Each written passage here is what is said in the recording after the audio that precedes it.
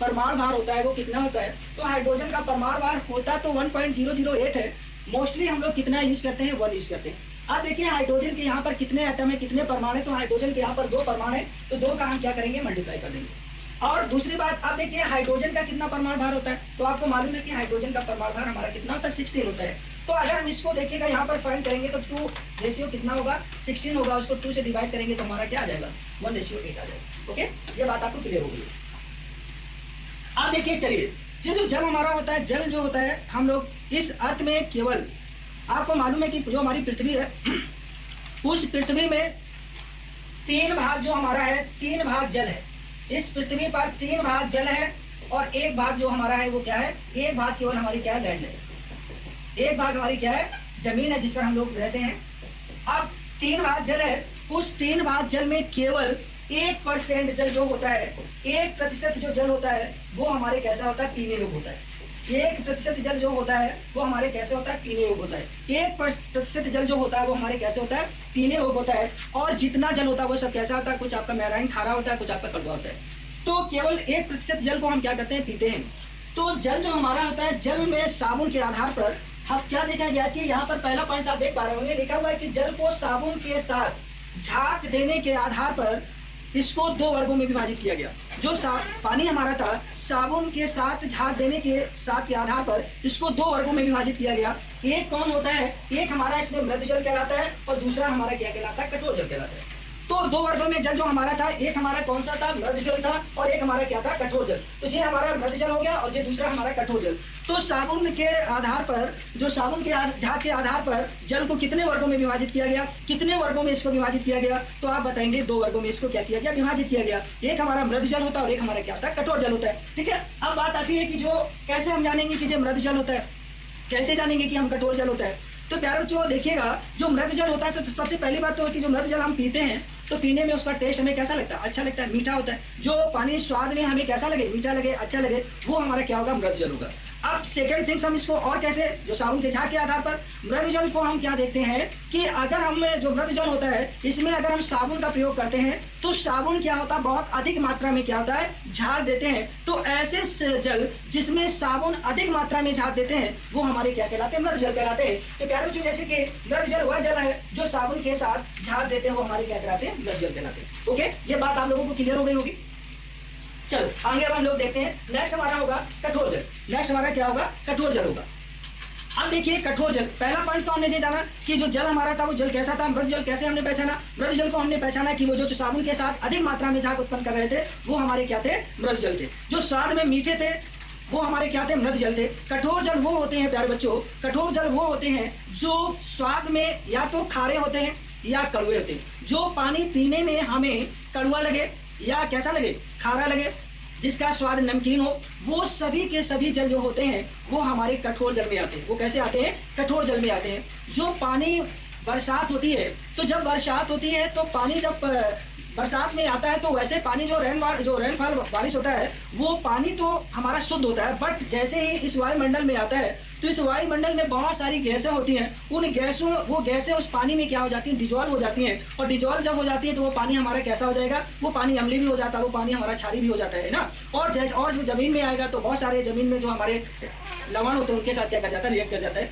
तो पानी जो होता है वैसे जो बरसात वाला पानी होता है बिल्कुल शुद्ध होता है, बट जैसे ही वो वायुमंडल में प्रवेश किया, वायुमंडल में बहुत सारी गैसें, आप जानते हैं कि सल्फर डाइऑक्साइड भी होती है, नाइट्रोजन डाइऑक्साइड भी होती है, कार्बन डाइऑक्साइड भी होती है, कार्बन मोनोऑक्साइड भी होती है। तो आपने देखा होगा कि अम्ल वर्षा ऐसे ही तो होती है। ये जो हमारी जो नाइट्रोजन डाइऑक्साइड है, जो हमारी सल्फर डाइऑक्साइड है, ये जो कार्बन डाइऑक्साइड, ये जल में क्या हो जाती है, घुल जाती है। जब इसकी बहुत अधिक सांद्रता होती है तो यही हमारी किस्में हो जाती है, अम्ल वर्षा में क्या हो जाती है, परिवर्तित हो जाती है। तो प्यारे बच्चों देखिएगा, कठोर जल का मतलब होता है वह जल जो साबुन के साथ कम और देर से झाग देते हैं वो हमारे क्या होते हैं, कठोर जल होते हैं। अब तो ये बात हमें मालूम होगी कि जल, कठोर जल कौन सा होता है। कठोर जल ये बताया जो साबुन के साथ कम झाग या बहुत देर से झाग देते हैं वो हमारे क्या होते हैं, कठोर जल होते हैं। अब बात आती है कि जब हमने ये आइडेंटिफाई हो गया, ये कंफर्म हो गया कि जल जो होता है एक कठोर जल होता है, मृदु जल होता है, और जो साबुन के साथ देर से झाग या कम झाग देते हैं वो हमारे कठोर जल होते हैं, और जो पानी के साथ जल्दी, जो साबुन के पानी के साथ जल्दी या बहुत ज्यादा मात्रा में झाग बनाते हैं वो हमारे क्या होते हैं, मृदु जल होते हैं। तो अब बात आती है कि जल में जो ये क्यों ऐसे होते हैं। तो ये जो जल हमारा मृदु और जो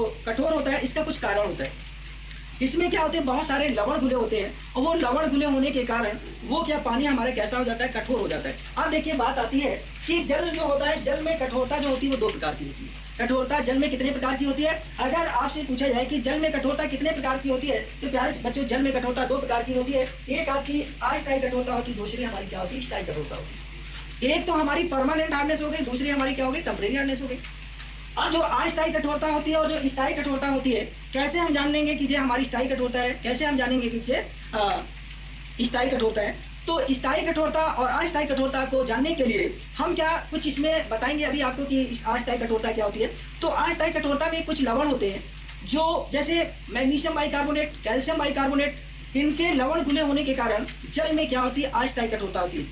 जब जल में कैल्शियम बाइकार्बोनेट, मैग्नीशियम बाइकार्बोनेट के लवण घुले होते हैं तो जल हमारा कैसा हो जाता है, अस्थायी कठोरता होती है। चलिए अब हम लोग आगे देखते हैं नेक्स्ट स्लाइड में। और यहाँ पर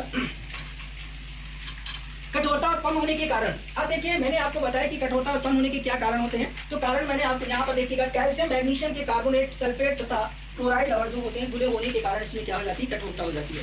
जो जल हमारा होता है, जल में कठोरता उत्पन्न क्यों होती है? तो जल में कठोरता उत्पन्न होने का कारण एक ही होता है कि उसमें कैल्शियम और मैग्नीशियम के कार्बोनेट और कैल्शियम और मैग्नीशियम के क्लोराइड और सल्फेट के लवण घुले होने के कारण उसमें क्या हो जाती है, कठोरता हो जाती है। तो अब देखिए यहाँ पर सबसे पहले हमारी अस्थायी कठोरता आती है। जब जल में, हमने अभी आपको बताया कि जब जल में कैल्शियम बाइकार्बोनेट और मैग्नीशियम बाइकार्बोनेट के लवण घुले होते हैं तो वो हमारे क्या होते हैं, उसमें अस्थायी कठोरता होती है। फिर बच्चों देखिए, अगर ये जो हमारा कैल्शियम बाइकार्बोनेट है, कैल्शियम बाइकार्बोनेट का फार्मूला जो होता है वो क्या होता है, CaSO। यहाँ पर कैल्शियम बाइकार्बोनेट जो होता है, कैल्शियम बाइकार्बोनेट का जो फार्मूला होता है, कैल्शियम बाइकार्बोनेट का जो फार्मूला होता है वो क्या होता है, CaHCO3 का होल वर्ग। ये हमारा कैल्शियम बाइकार्बोनेट है। अब आपसे कहेगा कि जल में अस्थायी कठोरता होती है, अब उसमें लिखा होगा कैल्शियम कार्बोनेट के घुले होने के कारण, मैग्नीशियम बाइकार्बोनेट के घुले होने के कारण, कैल्शियम सल्फेट के घुले होने के कारण, मैग्नीशियम सल्फेट घुले होने के कारण। तो आपको मालूम है कि मैंने आपको बताया कि यहाँ पर ये कैल्शियम बाइकार्बोनेट और मैग्नीशियम बाइकार्बोनेट, ये आपका क्या है, मैग्नीशियम बाइकार्बोनेट। कैल्शियम बाइकार्बोनेट और मैग्नीशियम बाइकार्बोनेट के लवण घुले होने के कारण जल में कैसी कठोरता होती है, अस्थायी कठोरता होती है। जल में कैसी कठोरता होती है, अस्थायी कठोरता होती है।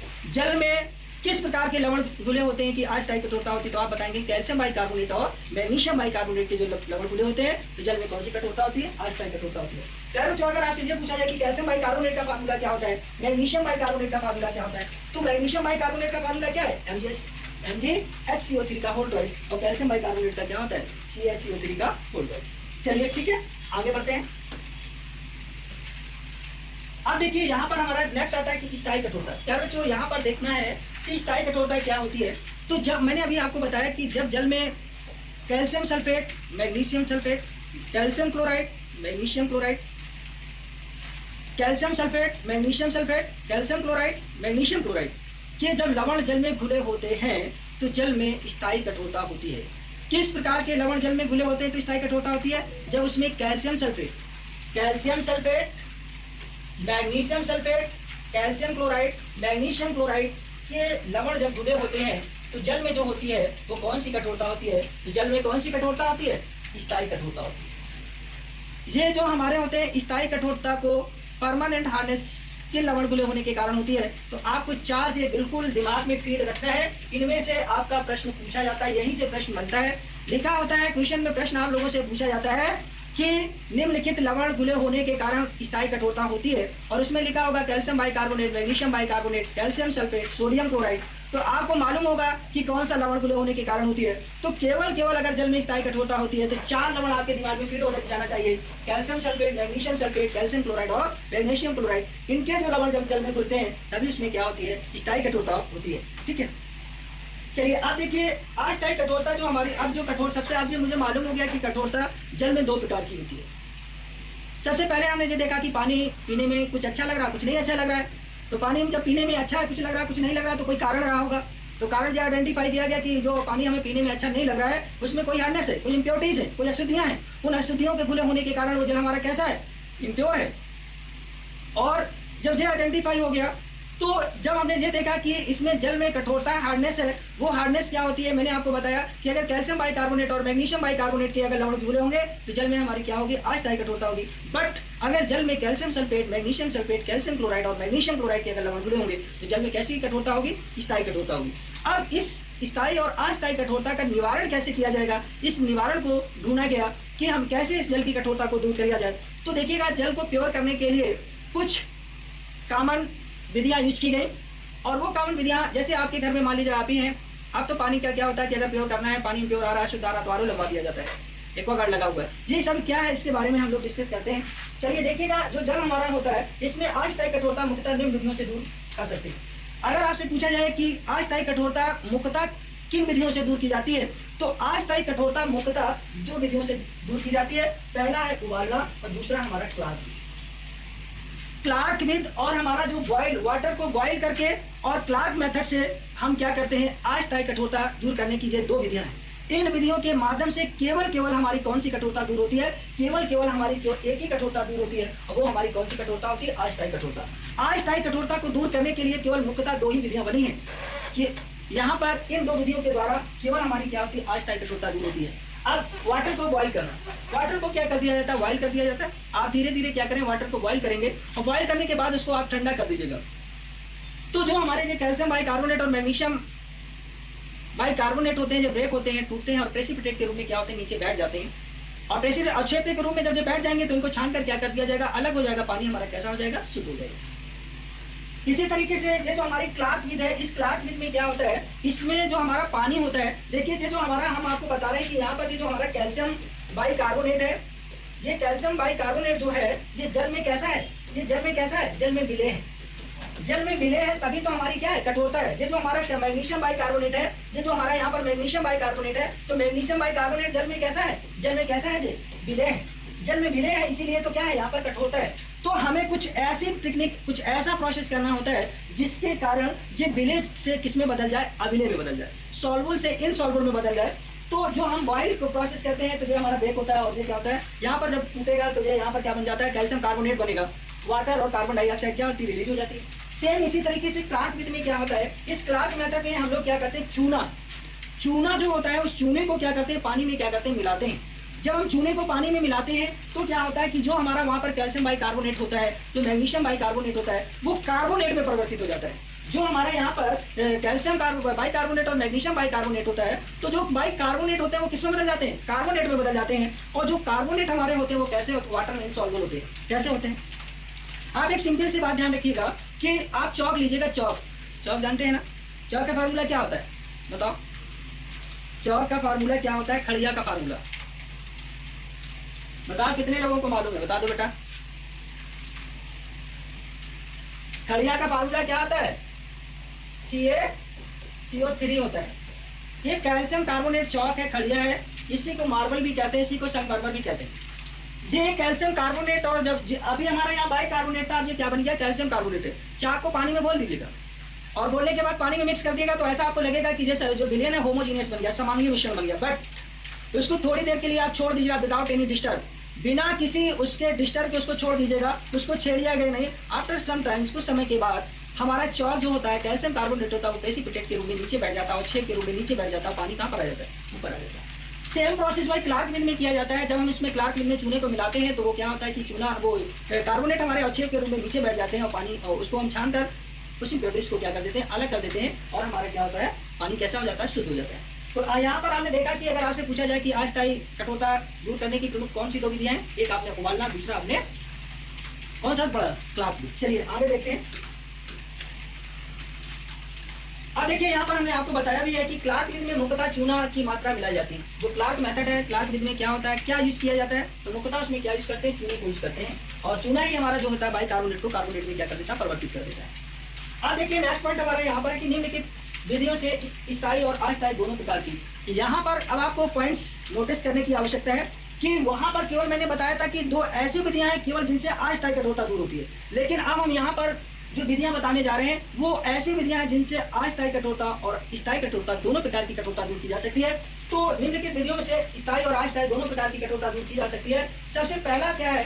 धोने का सोडा मिलाने से। पहला फर्स्ट विधि है कि धोने के सोडा मिलाने से पानी हमारा कैसा हो जाता है? इससे स्थायी कठोरता और अस्थायी कठोरता दोनों प्रकार की कठोरता दूर हो जाती है। दूसरा पॉइंट हमारा यहाँ पर है परम्यूटेटिव विधि। परम्यूटेड विथ के माध्यम से यहाँ पर क्या होता है, यहाँ पर हमारी स्थायी कठोरता और अस्थायी कठोरता दोनों प्रकार की कठोरता दूर हो जाती है। दूसरा यहाँ पर कर्व जो है कैल्गन, कैल्गन विथ के माध्यम से भी हम क्या करते हैं, कैल्गन विथ के माध्यम से भी हम क्या करते हैं, यहाँ पर स्थायी कठोरता और अस्थायी कठोरता दोनों प्रकार की कठोरताओं को हम क्या कर सकते हैं, दूर कर सकते हैं। नेक्स्ट हमारी यहाँ पर है आयन विनिमय रेजिन विथ द्वारा, इसके विथ के द्वारा से भी हम क्या कर सकते हैं, पानी को हम क्या कर सकते हैं, इस यहाँ से अस्थायी और स्थायी कठोरता दोनों प्रकार की कठोरता दूर हो सकती है। नेक्स्ट हमारे यहाँ पर आश्वन विध है, आश्वन विध जो हमारी है, इस आश्वन विध के माध्यम से हम क्या कर सकते हैं, यहाँ पर स्थायी कठोरता और अस्थायी दोनों प्रकार की कठोरता को हम क्या कर सकते हैं, दूर कर सकते हैं। तो प्यारे बच्चों, आपको ये बात समझ में आ गई होगी।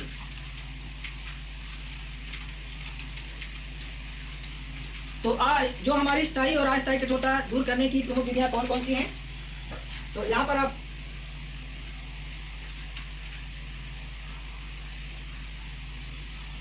एक मिनट,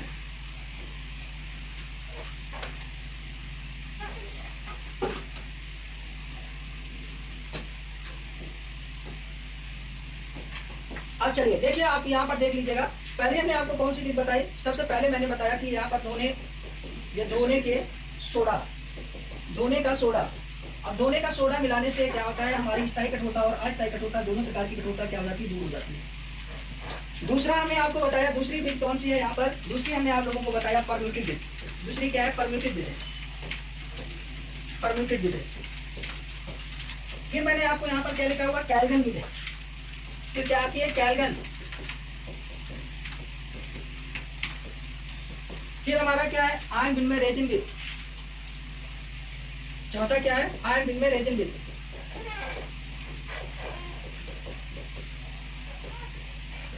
रेजिन। और पांचवी हमारी क्या है, आश्वन विधि।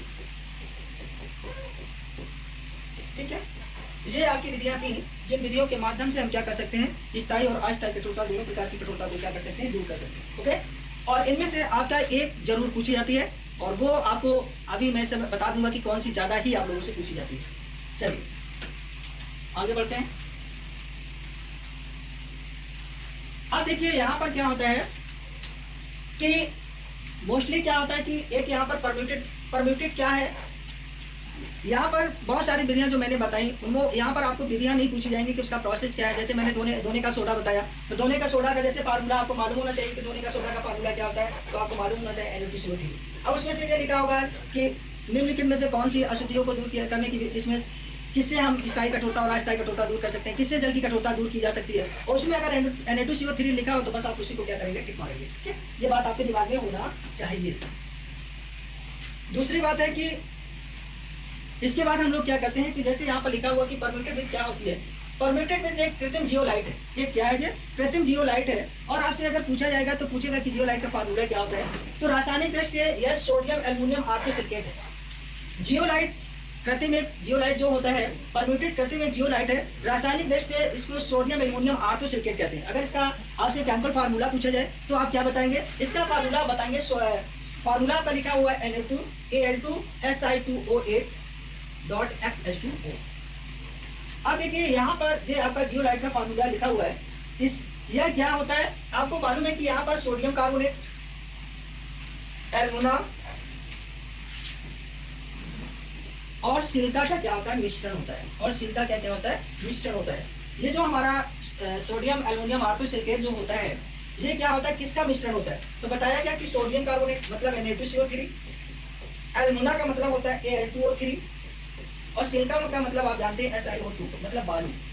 इसका क्या होता है, ये मिश्रण होता है, और इसके मिश्रण को ही हम क्या बोलते हैं, जियोलाइट कह सकते हैं। सिलिका के मिश्रण को गलाने पर क्या होती है, मोटी बालू के रूप में एक जब हम इसको बनाते हैं तो ये क्या होता है कि कैसे करते हैं कि एक सिंपल सी प्रोसेस समझिएगा कि एक टंकी लीजिएगा, और मान लीजिएगा टंकी ले लीजिए जो फिल्टर वाला वाटर का फिल्टर आता है, और उसमें क्या हो, नीचे आप मान लीजिएगा इस तरीके की आप एक लेयर बिछा दीजिएगा। यही जियोलाइट जो आपको बताएगा सोडियम एल्युमिनियम सिलिकेट की आप लेयर बिछा दीजिएगा, और उस लेयर में क्या करेंगे, उस लेयर में जब आप वहां से पानी को गुजारेंगे तो जो उसमें कैल्शियम बाइकार्बोनेट और कैल्शियम के और मैग्नीशियम के जो लवण घुले होते हैं, तो ये क्या होते हैं कि यहीं पर क्या होते हैं, इसको क्या कर लेता है, रोक लेता है, और वो एक मोटी परत बिछी होती है, और उससे पानी जब नीचे जाएगा फिल्टर होकर तो वो पानी आपका कैसा हो जाएगा, प्योर हो जाएगा। ओके, तो परम्यूटेड प्रोसेस से इसी तरीके से पानी को क्या किया जाता है, शुद्ध किया जाता है। चलिए हम लोग आगे देखते हैं।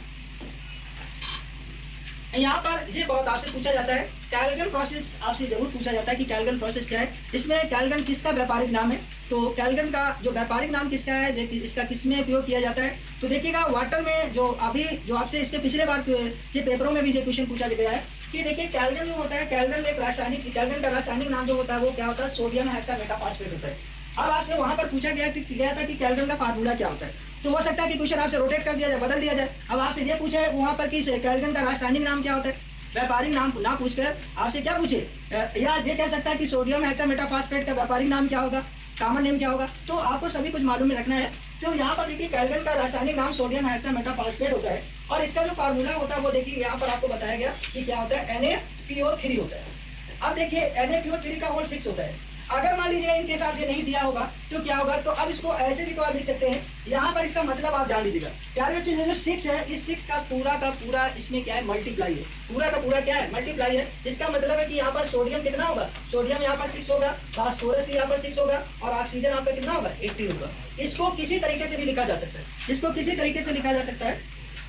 तो इसको यहाँ पर क्या हो सकता है, यहाँ पर इसको ऐसे भी लिखा जा सकता है Na2, और यहाँ पर लिख दिया Na4P6O18। ये फार्मूला ऐसे भी लिखा हो सकता है, ये भी कैल्गन का ही फार्मूला है। अगर इसको इस तरीके से भी लिख सकते हैं, या तो आपको ऐसे लिखा होगा, या फिर आपका कैसे लिखा होगा, ऐसे लिखा होगा। तो अगर किसी भी फॉर्म में लिखा है तो ये आपका कैल्गन का ही क्या है, फार्मूला है। और इस कैल्गन का क्या उपयोग है, हमने आपको बताया कि इससे क्या होती है कि जल की स्थायी और अस्थायी दोनों प्रकार की कठोरता को क्या कर सकते हैं, दूर कर सकते हैं। ठीक है, चले आगे बढ़े। ठीक है, आगे बढ़े।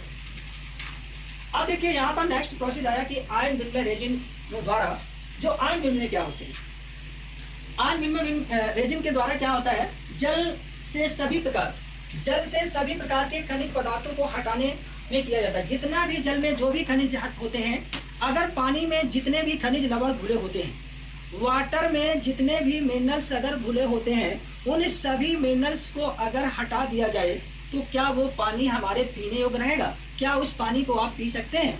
नहीं पी सकते, क्योंकि पानी में अगर वाटर में मिनरल्स नहीं होंगे तो वो पानी हमारे पीने योग्य नहीं रह जाएगा। क्योंकि वो पानी क्या होता है, वो पानी के सारे जब मिनरल्स ही हट गए तो पानी का कोई टेस्ट ही नहीं होगा, कड़वा लगेगा, उसका स्वाद नहीं होगा। तो यहाँ पर जो आयन विनिमय होती है, इसमें क्या होता है कि वाटर में जो भी अशुद्धियां, उसमें कैल्शियम बाइकार्बोनेट और मैग्नीशियम बाइकार्बोनेट, कैल्शियम सल्फेट और मैग्नीशियम सल्फेट की जो अशुद्धियां घुली होती है, इनको आयनाइज फॉर्म में आता है।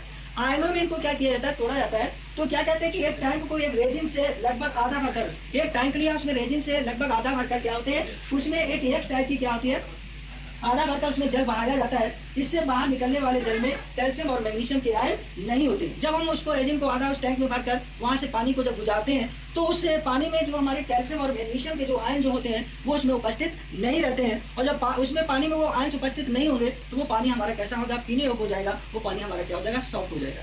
इनके साथ मान लीजिएगा हम उसको बहुत ज्यादा प्योरीफाइड कर देंगे तो वो हमारा किस में बदल जाएगा, डिस्टिल वाटर में बदल जाएगा। क्योंकि वो फिर क्या होगा, उसके आने सारे रिमूव होंगे, जो भी वहां पर मिनरल्स थे सबके सब क्या हो गए, हटा दिए गए, तो वो पानी हमारे पीने योग्य नहीं रहेगा। ठीक है, चलो आगे देखते हैं।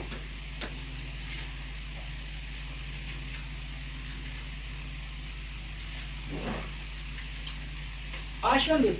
आप देखिए प्यारे बच्चों, आश्वन विद क्या होती है, आश्वन विद से हम लोग क्या करते हैं, आश्वन विद वही विद है जिससे पानी को हम क्या करते हैं, वेपराइज करते हैं, बॉइल।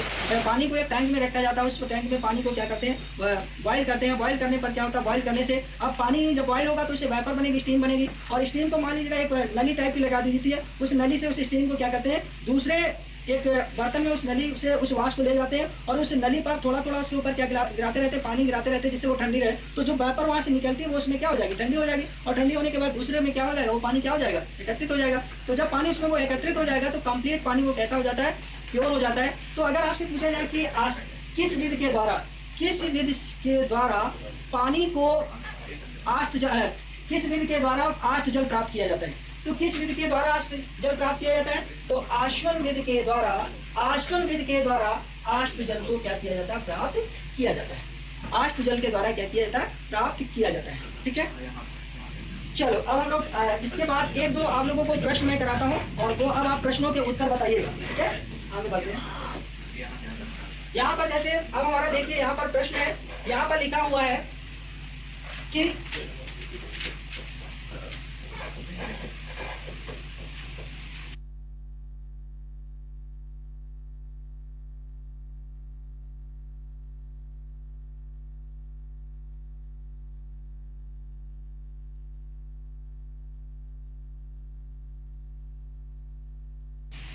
चलिए आप देखिए यहाँ पर प्रश्न है आपका,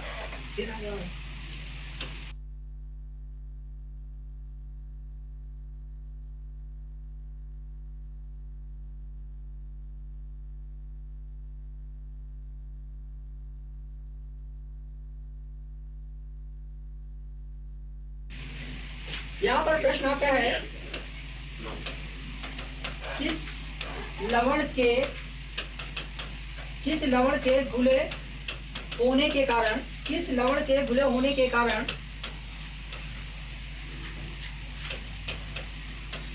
स्थायी कठोरता होती है, स्थायी कठोरता होती है। अब जैसे यहां पर आपका लिखा होगा, पहला है कैल्शियम बाइकार्बोनेट, कैल्शियम बाइकार्बोनेट। दूसरा यहां पर है आपका मैग्नीशियम बाइकार्बोनेट, मैग्नीशियम बाइकार्बोनेट। तीसरा आपका यहां पर होगा सोडियम क्लोराइड, और चौथा आपका ऑप्शन है कैल्शियम क्लोराइड। बताओ बेटा किस किस लवण के घुले होने के कारण इसमें स्थायी कठोरता होती है? करो जल्दी से कमेंट्स, बताओ जल्दी से।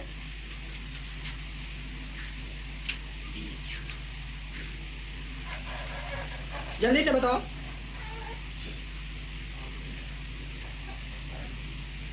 कुछ कमेंट्स हैं?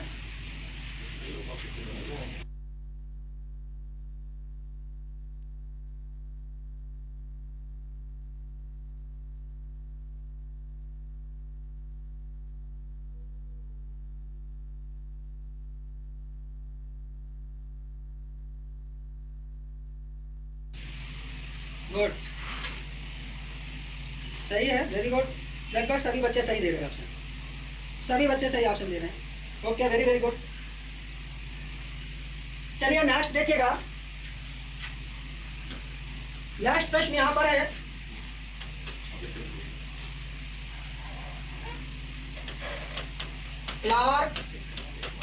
क्लार्क विधि से किस प्रकार की कठोरता दूर की जाती है? अब देखिए यहाँ पर पहला ऑप्शन है आपके पास, ए ऑप्शन है स्थायी कठोरता। दूसरा ऑप्शन है आपका इसमें अस्थायी कठोरता।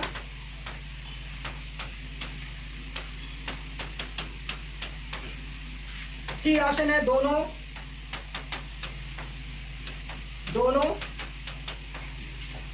और डी ऑप्शन है इनमें से कोई नहीं।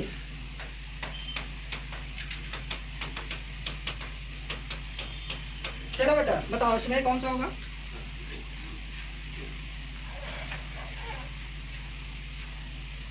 बताओ जल्दी से, फटाक से कमेंट करो।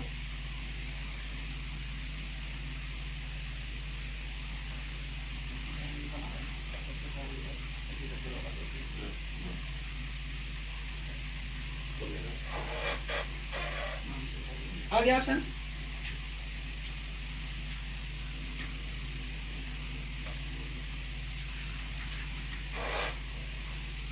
बी, वेरी गुड, सभी बच्चे सही ऑप्शन दे रहे हैं। सी कौन दे रहा भैया?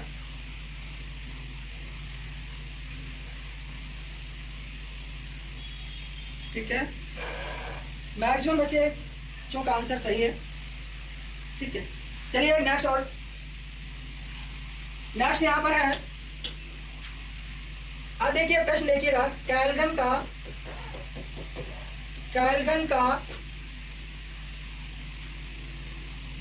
का रासायनिक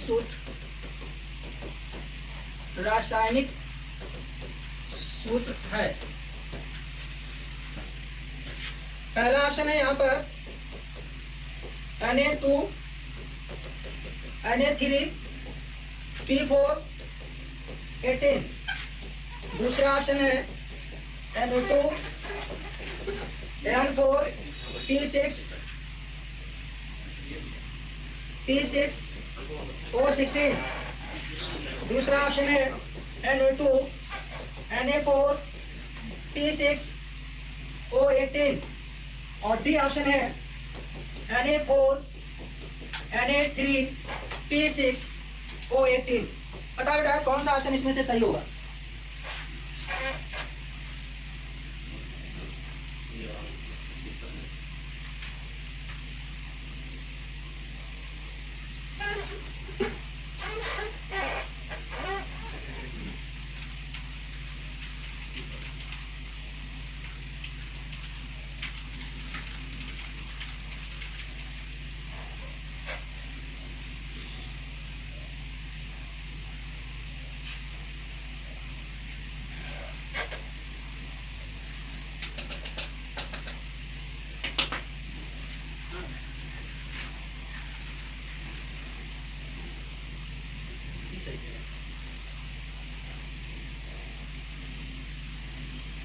सभी का अच्छा आंसर सही आ रहा बेटा,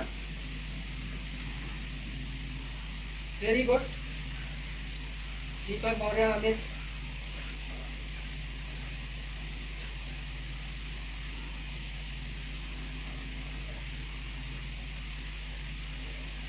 क्लास में समझ में आया, सभी को क्लियर हुआ। एक बार बोलिए बेटा, सभी लोग कमेंट करिए, बढ़िया समझ में आया।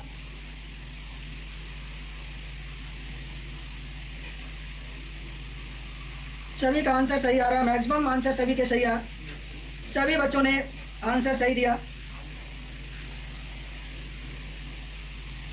सभी वेरी गुड। ओके सर, ठीक है, yes yes yes, very good, nice, okay.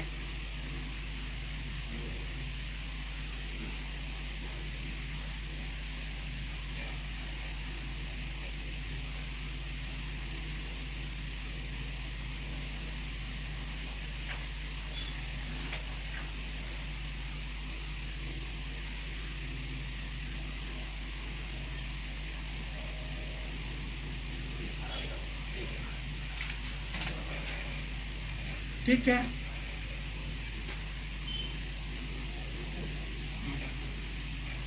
ठीक है, फिर चलिए और एक प्रश्न पूछते हैं। एक प्रश्न और है आपका लास्ट।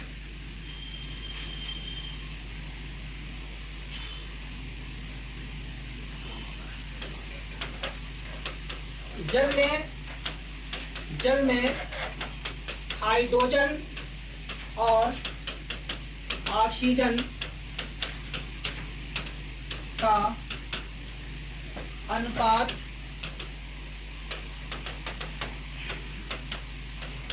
है।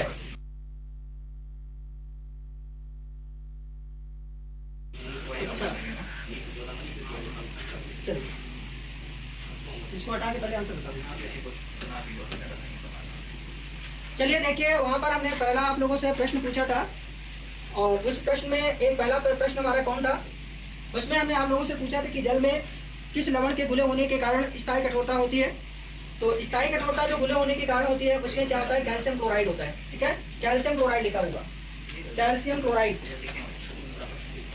ठीक है, और यहाँ पर हमने आप लोगों को फिर पूछा कि कैल्गन क्या है। तो कैल्गन का जो फार्मूला होता है वो क्या होता है, मैंने आपको यहाँ पर बताया था, अभी आप लोगों को याद होगा, मैंने फार्मूला कैल्गन का बताया है Na2Na4P6O18।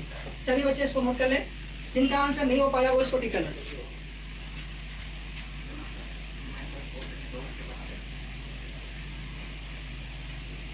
ठीक है, सभी लोग नोट कर लें। अब देखिए यहाँ पर प्रश्न जो है हमने बोला है कि ये प्रश्न क्या है हमारा, कि जल में हाइड्रोजन और ऑक्सीजन का अनुपात होगा। पहला ऑप्शन है यहाँ पर 1:3, दूसरा है 1:16, तीसरा है यहाँ पर 1:8, और डी ऑप्शन है 8:1। कौन सा सही होगा?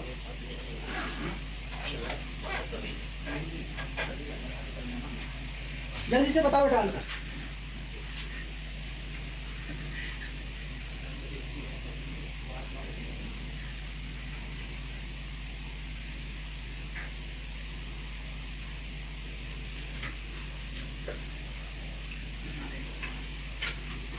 Very good, very good,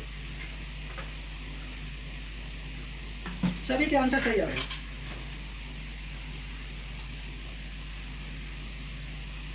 option इसमें तीसरा सही है क्या? 1/8 होता है। चलिए आज की क्लास फिर मैं यहीं पर एंड करता हूँ। नेक्स्ट क्लास में फिर नेक्स्ट टॉपिक के साथ मिलूंगा प्यारे बच्चों, ठीक है? सभी को कैसी क्लास लगी बताइएगा। नेक्स्ट क्लास में फिर हम नेक्स्ट टॉपिक के साथ मिलेंगे। ओके, ठीक बच्चे, धन्यवाद।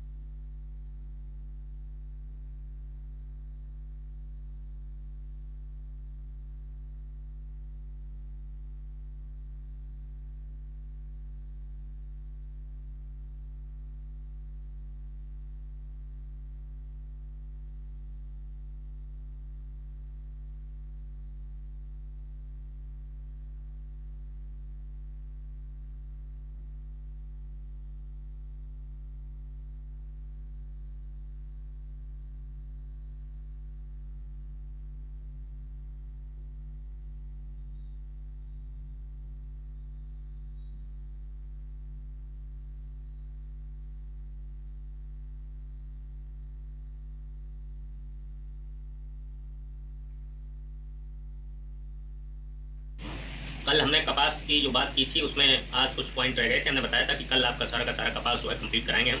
तो आज के पॉइंटों में अगर हम कपास में देखें तो पहले नंबर पर हम इसकी चुनाई की फिटिंग की बात करेंगे कि कपास में चुनाई कैसे करनी चाहिए, और उसके साथ साथ कुछ टर्मिनोलॉजी है, साथ में कुछ फिजियोलॉजिकल डिसऑर्डर्स है कपास के, कुछ डिजीज हैं और कुछ सेंसर पेस्ट हैं, और इसके बाद इसका प्रोडक्शन।